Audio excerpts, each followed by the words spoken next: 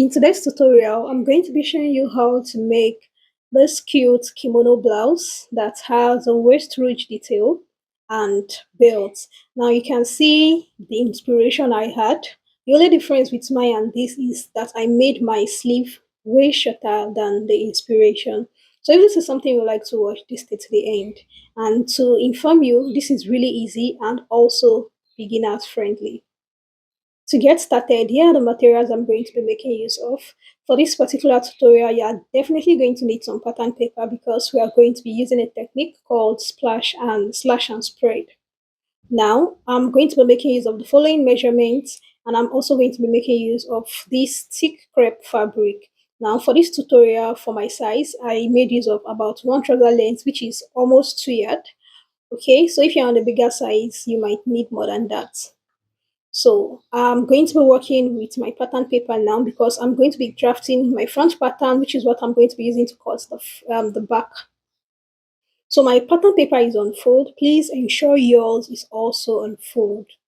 And after that, I'm going to go ahead to indicate my start line, which is where I'm going to be indicating my shoulder measurements. So after going ahead to indicate that, I'm going to be imputing my vertical measurement first, which is my full length measurement, that is the full length of the blouse, and in my case I'm working with 23.5 inches.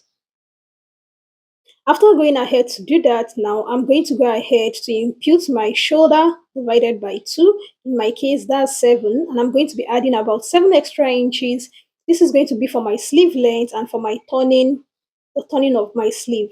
So on that point, I'm going to be going down by 1.5 inches to create my shoulder slant, and I went ahead to impute 4 inches for my neck width and 3 inches for my neck depth. Now, this totally depends on the style of neck you want, but if we're going with the tutorial, it should not be too deep. After that, I went ahead to connect the points together as you can see, and I went ahead to indicate my sleeve opening. So for my sleeve opening, I'm going to be working with about 7.5 inches. Okay, and from that line, I just made a slant horizontal line as you can see, and I'm going to go to that line to indicate what I have from my shoulder to my sleeve length.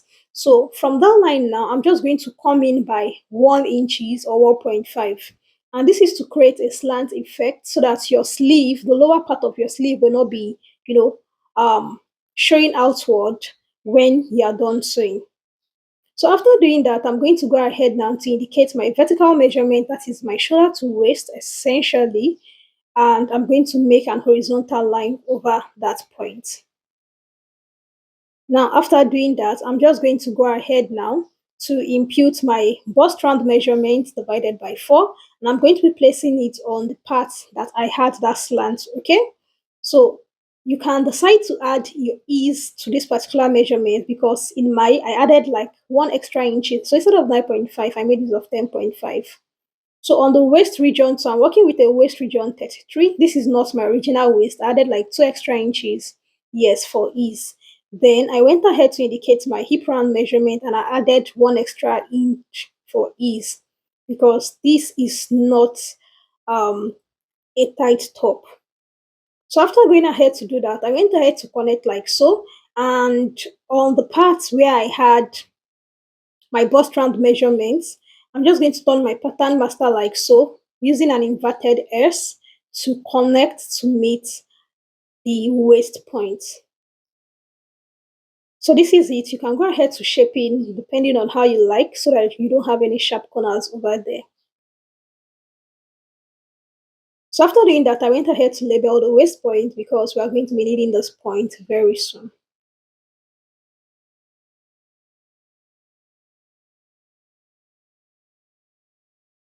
So the next thing I'm going to do now is to go over to the end, as you can see me do, and I'm going to be going up by 1 inches. You can go up by 1.5 or 2 inches just to create that slant curve to give your blouse a more defined shape.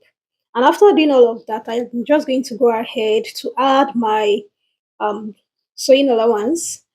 I decide to add 1 inch. So depending, you can add half an inch. You can also do 1.5, but 1 inch is perfect for me over here. So just ensure you try to follow the shape as much as possible.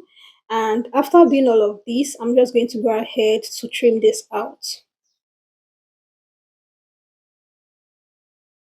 So before I went ahead to trim this out, I'm just going to indicate my waist point. In my case, my bust span rather,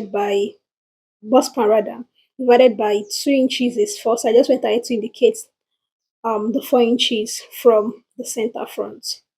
So this is what my front pattern looked like, and I'm just going to go ahead to use this to cut out the back pattern, as you can see. So for the back pattern, on the lower part, I added an extra inch for folding, and for the neck depth of the back, I just use 1 inch. So that's the difference between this back pattern and the original pattern.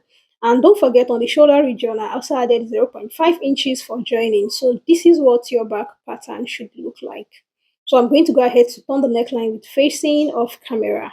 So back to the front, which we are kind of more interested in, I'm going to indicate that bust span point that I marked earlier as 4 inches. And on that point, I'm just going to go on the upper side by 2 inches and on the lower side by 2 inches.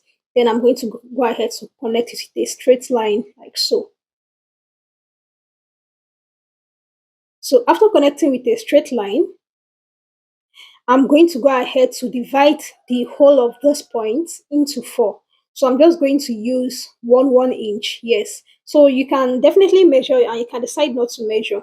So right now, if you look at our inspiration, our style inspiration, you could see that the rouge was gathered from the other waist side to the point, like to the bust span, the that point in the middle. So all the marked point I had earlier, so from the waist region, I'm just going to connect it to those points I marked like so. You can see what I'm doing. So you can decide to use a straight line, but if you really want to have some defined curve, I would suggest you make use of a slant curve, as you can see me do. So I'm just marking to all of those points.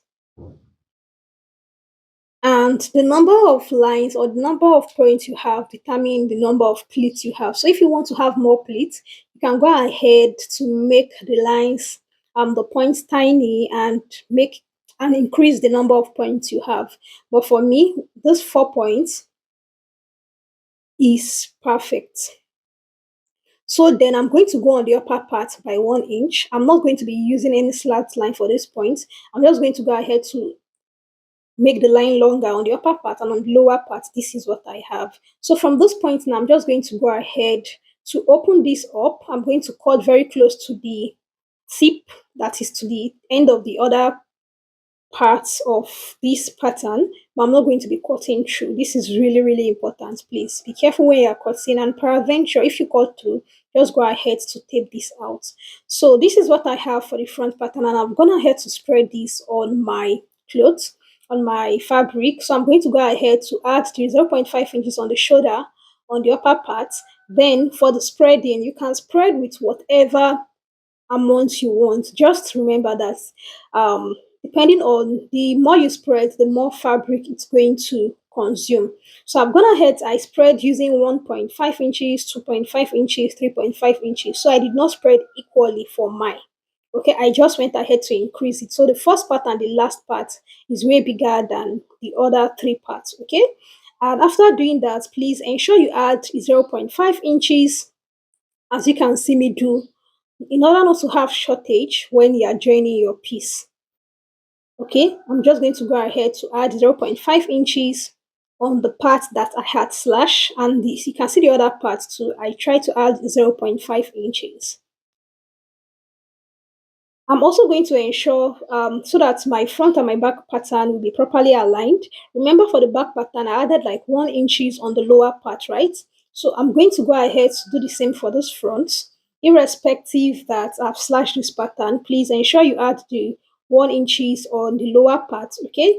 And on the other side that was not slashed, like the other side that is straight, this lower part, I'm also going to go ahead to add the 1 inch over there, so that my pattern would match when I'm done sewing my piece together.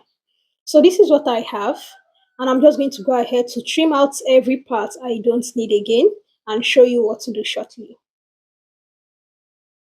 So if you've watched up to this point and you are getting value, please don't forget to subscribe to my channel, Sewwithtia, because I post videos that are really, really helpful.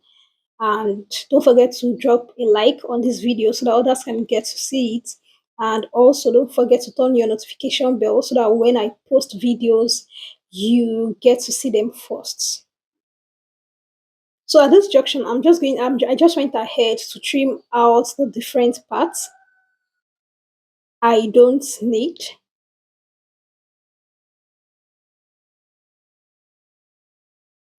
So at this junction, I had a part of my pattern at the end. I think I cut through it earlier, so I just had to tape that down. So it happens, please. Don't beat yourself too much. Just go ahead, tape it down or pin it down and continue cutting. So this is what I have when I'm done. So I had to cut up to the point to the elongated line I made earlier on that waist region. And this is what your pattern should look like when you're done.